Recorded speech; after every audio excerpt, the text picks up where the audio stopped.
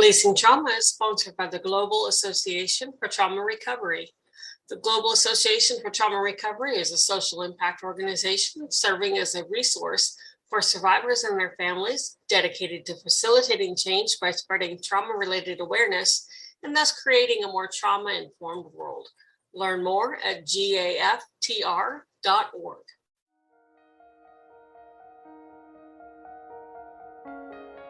Welcome to Releasing Trauma, a Survivor's Podcast. I am your host, Tracy Osborne.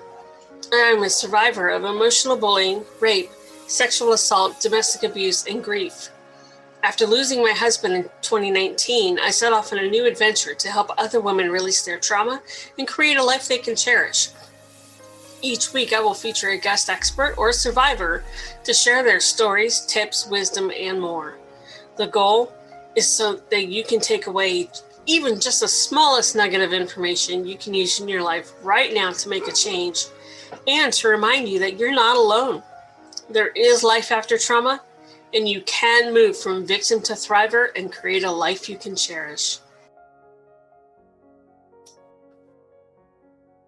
Hello, everybody. Welcome to another episode.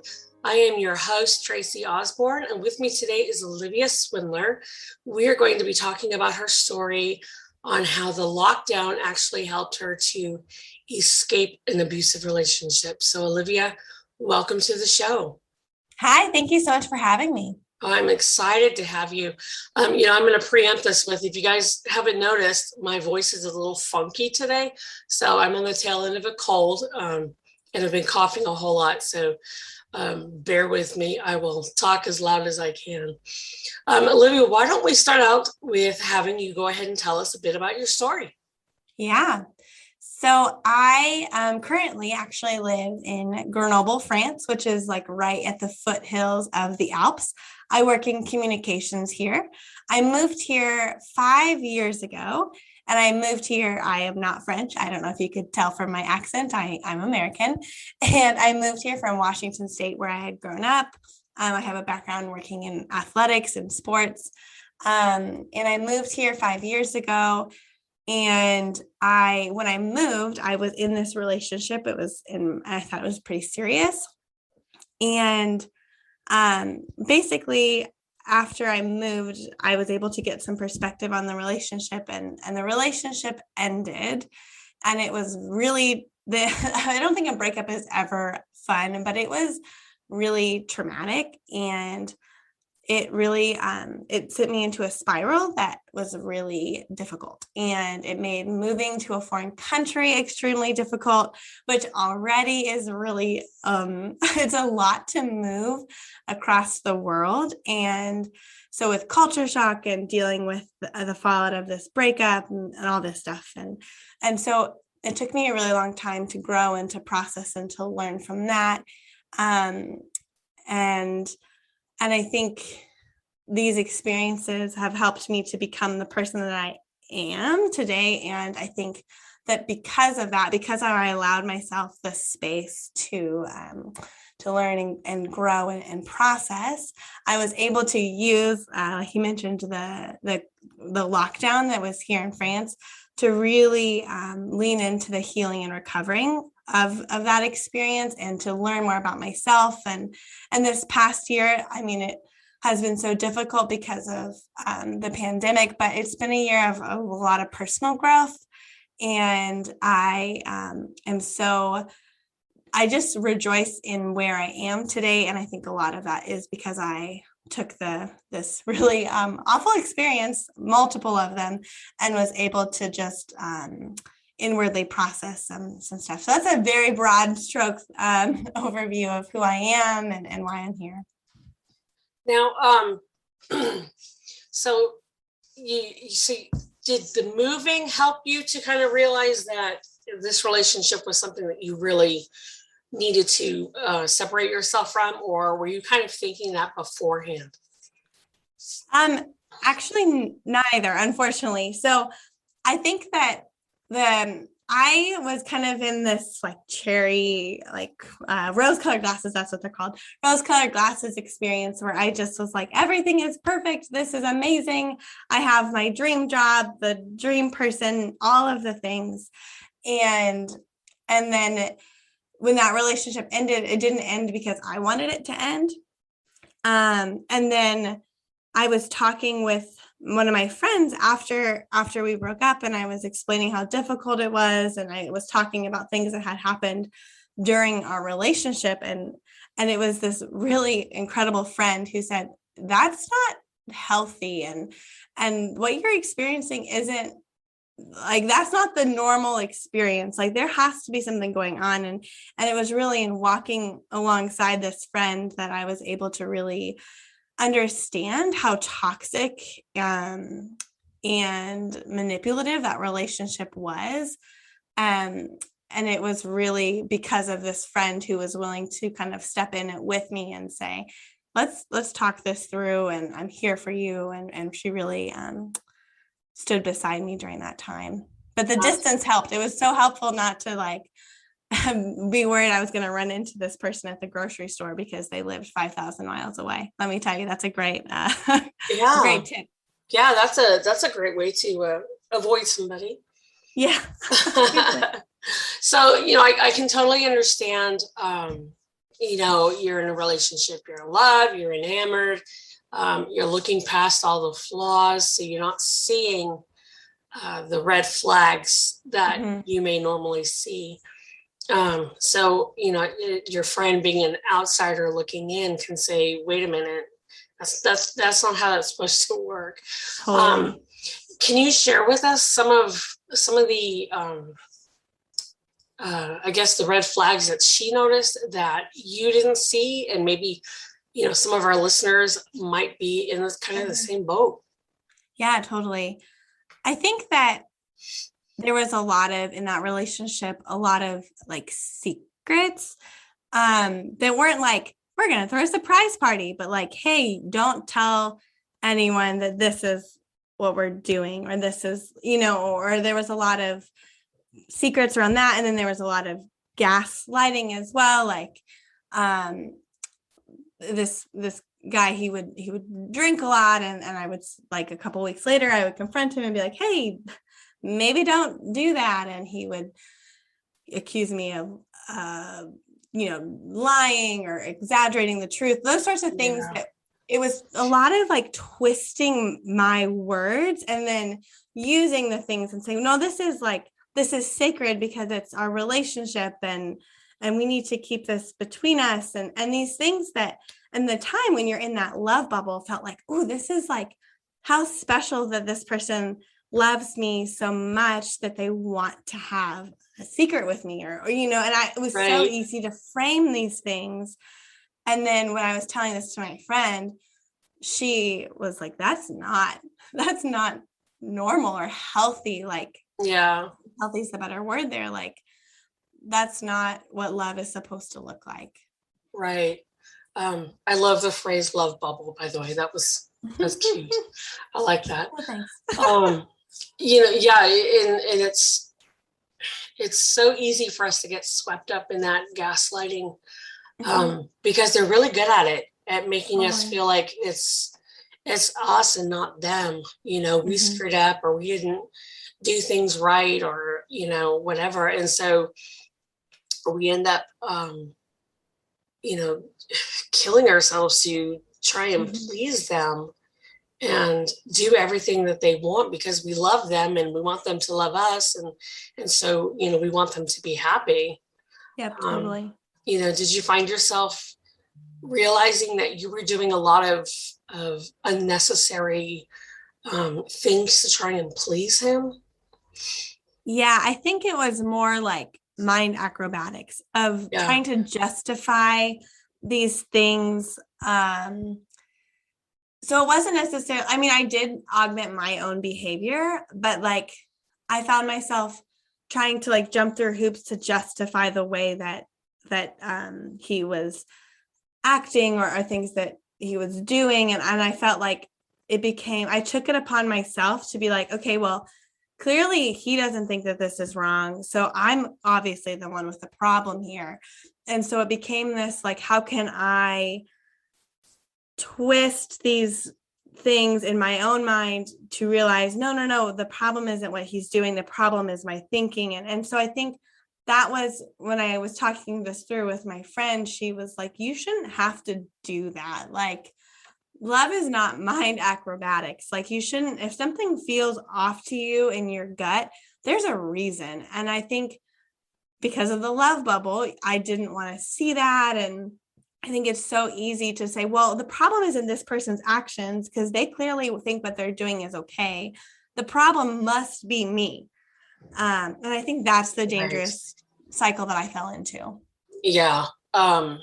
Yeah, it's got to be, well, I'm not okay with what they're doing, so therefore it must be a me thing and not a them thing. Totally. Yeah, so, it's like I've got to change myself and the way I think and the way I feel in order to accept them, because I love them, and so I should therefore accept them no matter what, right? Yep, totally, because that's how we twist love into being that, which it's not.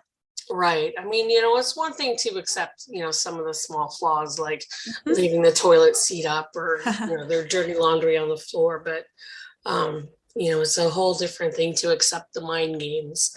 Yeah.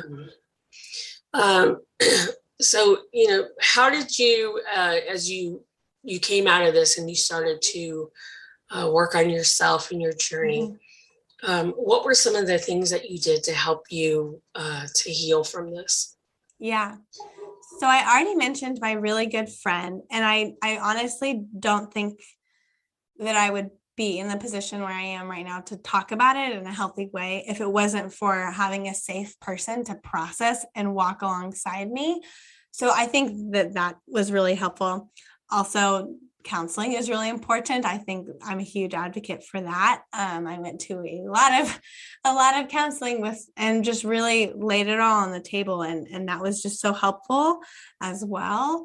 But I think personally, a huge help for myself as well was to write. I'm a writer. I like to process verbally, but that's not always helpful. And I found that I was becoming the person that this was like all I could talk about. And I realized I needed another way to, in a way, verbally process without kind of unloading on everyone I talked to, because it was a lot of emotional vomiting on everyone. And so I realized if I can turn to writing, that's another healthy way for me to process. And so I just wrote a ton, and it was a lot of letters to this person and processing through via that medium. And I am a huge history nerd. I really love particularly US history. And Harry Truman, the president, he was really known for writing letters to the people that would make him mad. And he would write these letters, and then he would put them in an envelope, address the envelope, and then put them in his desk drawer. And I think that that's a really healthy process for us, because these people are not always safe for us to go back to. It would not have been safe for me once I got out of that relationship to have a conversation where I really got to say, this was not healthy and this was not okay. But to be able to do it in letter form and not send it, just, keep it, burn it, whatever, keep it in my desk drawer, was such a healthy practice. And it really helped me to work and process through those really heavy things that I was feeling and processing. Absolutely. I think that is that's a fantastic idea. I love the writing aspect. I always tell people journaling is so healing. Definitely. Because like you said, you can just verbally vomit into your notebook, and it doesn't matter what you're saying or what comes out, you just get it all out instead of keeping it inside. But yeah, the writing the letters, saying the things that you can't say to them to their face, or that you wouldn't dare, for safety or whatever. Writing them letters is very, very cathartic, I think. Yes, I totally agree. I'm a proponent of writing them and burning them and sending that energy back into the universe. But yes, not everybody is like that. So keeping them is fine as well. Or you have like a little burning ceremony or something where you burn the letter and, maybe, some of the stuff that you've kept or, whatever, that little shoebox full of junk that we keep from our relationships. Yeah. I find that those are very, very helpful. And definitely, like you said, therapy, talking about what happened. I know I found for me personally, talking about my experiences has been the most healing because I'm not only am I not keeping it in, but I'm, sharing in hopes in an effort to help others, realize that they're not alone and that, if they may be going through something similar, there is a way out. Definitely. Yeah. So why do you think that it seems like we always justify the guy's behavior, or we sweep it under the rug, like they're just being a guy or, something like that. Why do you think we do that? Oh gosh, I wish that I had a really clear answer to this. And I think I struggle with this a lot. And I think it's a mixture of a lot of things. I think it's like culture that has just justified via, media or different narratives that this is normal. Like what you said, this is just guys' behavior. Well, this is locker room talk, whatever the label for it is. I think it has become normalized in a way. Yeah. And I think that the flip side of that is women are so often called crazy. And that is, I think, really terrible. And I think that that's a moniker that definitely needs to stop. But I think we want to see, maybe this is one of the many theories I have, but we want to see the good in people. And so it could be hard if you know one side of a person, and this guy to you is so kind, and you work with him and he always holds the door open and he's never done anything inappropriate to you.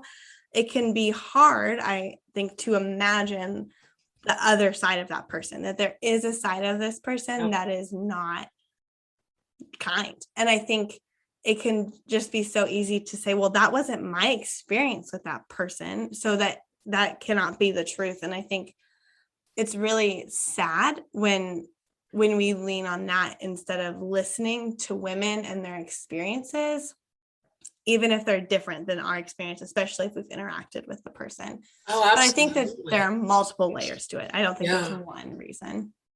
Yeah, that's true. And what I was thinking as you were talking, we start out as children, and we're told, women especially, or girls especially, when the little boy's mean to you, he picks on you, he pulls your hair or whatever, it means he likes you. Yep. And so we start teaching our girls at a young age that physical and mental abuse means that they like you.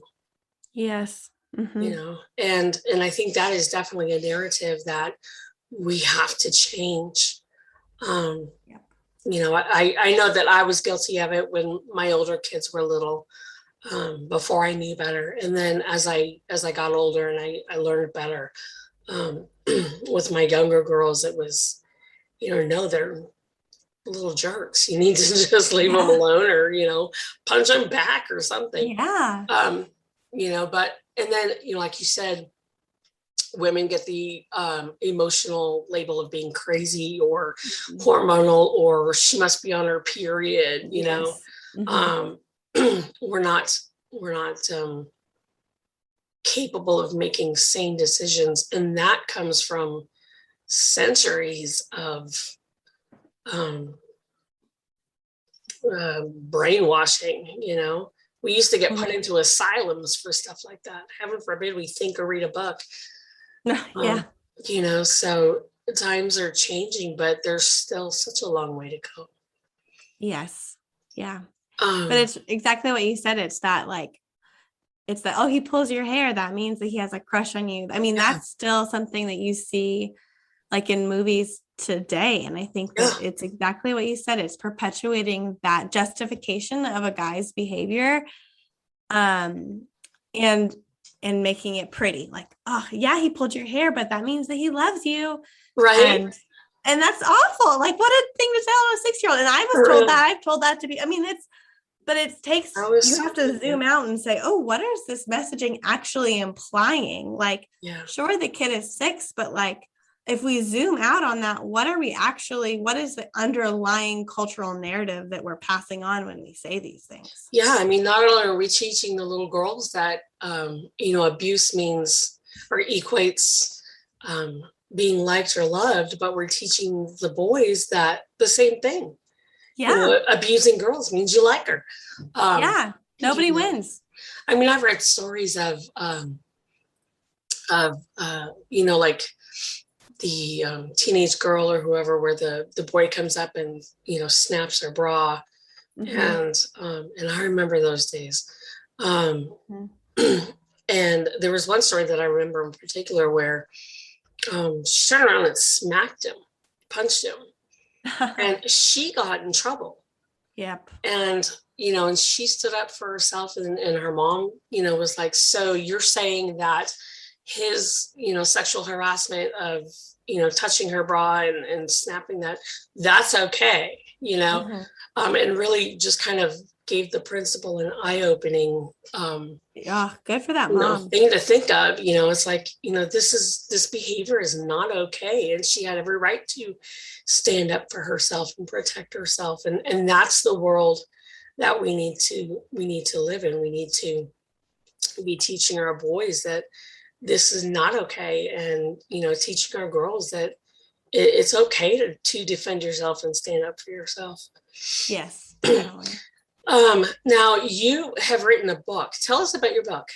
Yeah. So this, like I said, I process a lot via writing, and I have written on my own experience hundreds of drafts of this story, the themes in this story.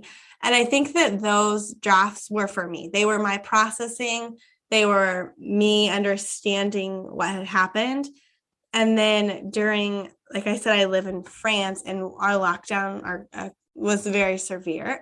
And so I couldn't leave my house legally, like for like 3 months or something. And both my roommates got stuck in America, and I was by myself. And I I was brushing my teeth one night, and I had the idea for this book.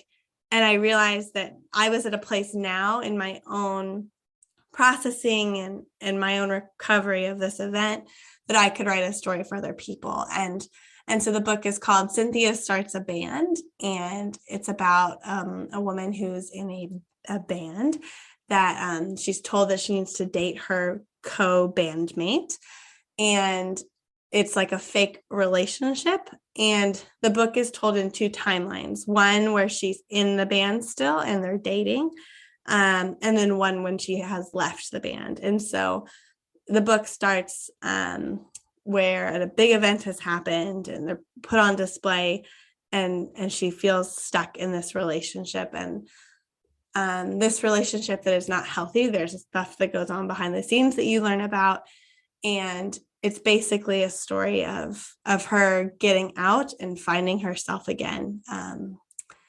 in new ways, and finding the person that she lost when she was told who she needed to be.